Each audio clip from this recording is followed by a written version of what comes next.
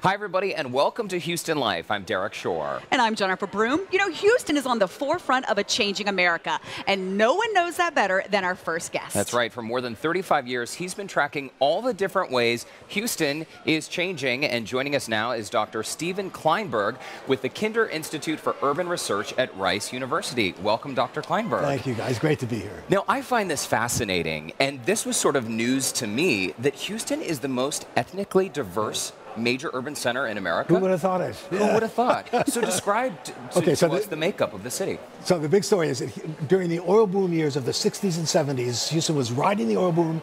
The rest of the country was having its stagflating 70s as Carter Melez, Anglos pouring into the city during the oil boom years. By 1980, Houston became the fourth largest city in America, overwhelmingly still an Anglo city. After the oil bust of 1982, the Anglo population stopped growing. And all the growth of this, the most rapidly growing city in America, all of it has been the influx of African Americans, Latinos, and Asians. Oh my gosh, this is like the fastest history lesson. There it is, the biracial southern city. In 1960, there were 74% of us were Anglos, 20% African Americans, just 6% Hispanics. By 1980, we become the fourth largest city. The Anglo population then dropped. So let's take a second all the and growth just be sure that we're understanding. So the blue part represents the Anglos. You can see them pouring into Houston during the oil boom years. And then after 1982, no net increase in Anglos in Harris County. And the growth of the city was African American, especially, of course, Latinos. And 82 was when we saw the big oil bust, big recession. Right. I mean, these numbers are just incredible. Isn't that amazing? There's no city in the world that looks like. And so by 2010, Harris County is now 41% Latino, 33% Anglo, 18% African American, 8% Asian. Well, let's look ahead to the future, though. So where does this chart go in 2020, 2030, and beyond? So the other big piece of this is age. Older folks are disproportionately Anglo, and younger folks are disproportionately non-Anglo. So as we go forward, Anglo population is going to drop, and the Latino population is going to continue to surge, and we'll become like El Paso eventually. Well, I think it's so interesting, and we're looking at the change in the makeup, and that population, the Latino population that really started increasing, about 2000. Does that have any correlation to what was going on, say, in Mexico and all the stuff that was happening along the border? Sure, and all the desperation of Mexicans coming to Mexico City, no jobs, 40% unemployment, and coming up. And of course, the reason why there's so many undocumented immigrants is that we did not allow enough immigrants to come here legally to do the jobs that we needed to have done for the last 30 years by people who desperately needed to do them. Dr. Kleinberg, I want to ask you this map that we were just showing to our viewers. We saw the animation. The blue areas, or the Anglo areas, they were slowly being pushed out into, the outlying areas. This is Harris County in 1980. There are 1,700 census tracts in Harris County, and in blue are all the census tracts that were majority Anglo. In red, census tracts majority African American, basically 3rd Ward and 5th Ward, along what they call the African American corridor, and along the ship channel, the Segundo Barrio, where the Latinos were.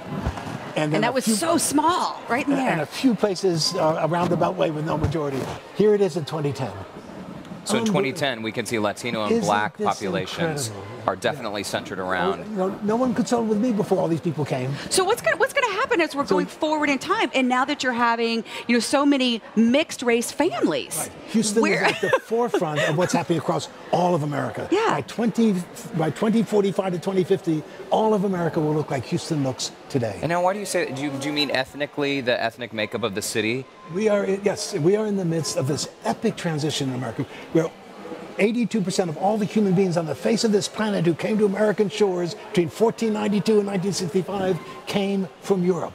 And 88% of all the new immigration in the last 30 years is coming from Asia, Latin America, Africa, and the Caribbean. And this nation that had been an amalgam of European nationalities is becoming a microcosm of the world. Well, with all these people coming in, we've got to have jobs. And at one point, Houston used to be the blue collar, Dallas was the white collar. All oil. That's really changed, though, since the 1980s. That's right. And the good blue collar jobs have disappeared. And education has become the critical determinant of a person's ability to earn enough money to support a family in the global knowledge economy of the 21st century. It is the central challenge for all of us, and especially in Houston, because we have not paid much attention to education.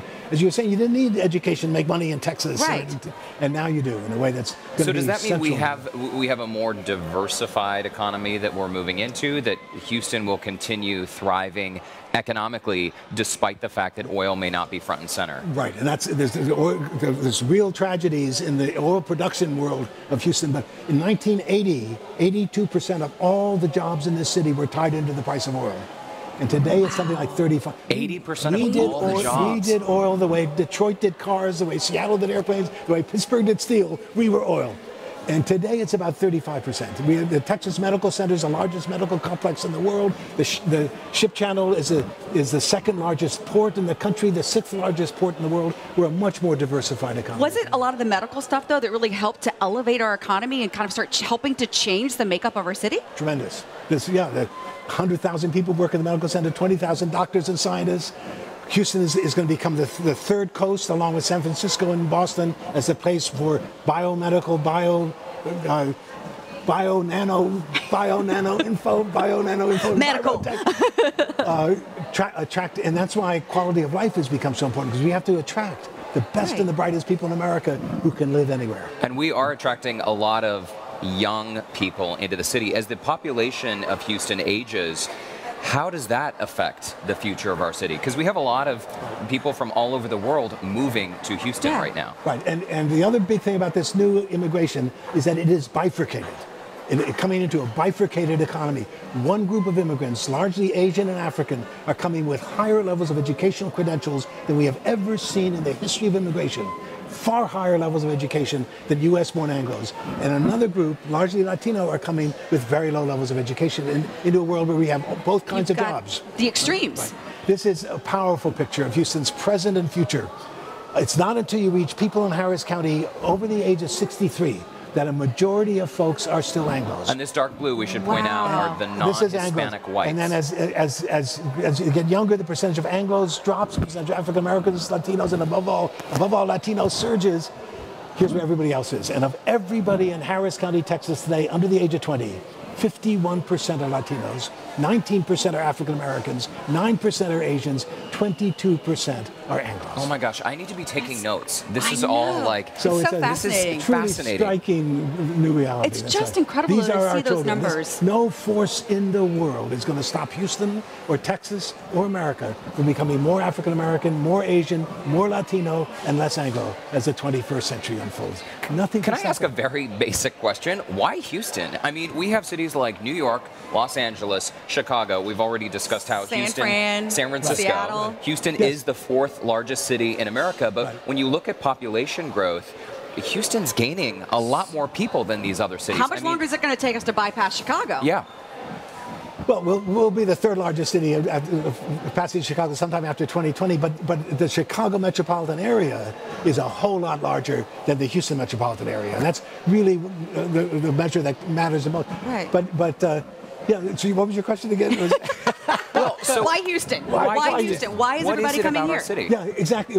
No one planned this. No one thought this was a great. Right. What happened was, part of what we were saying earlier, producing lots of very good jobs for highly skilled workers in engineering and medicine. Lots of low-paid service jobs in restaurant work and construction work. Houston is the first big city that you come to heading north, and once you get a critical mass, people come, because you go where you know people, where there's a cousin who can help you find a job, and it becomes self-perpetuating. And Houston suddenly has become the most ethnically diverse city in America on the measure of how close are we to 1/4 Asian, 1/4 Latino, 1/4 African American, 1/4 Anglo, the single most ethnically diverse county in the world.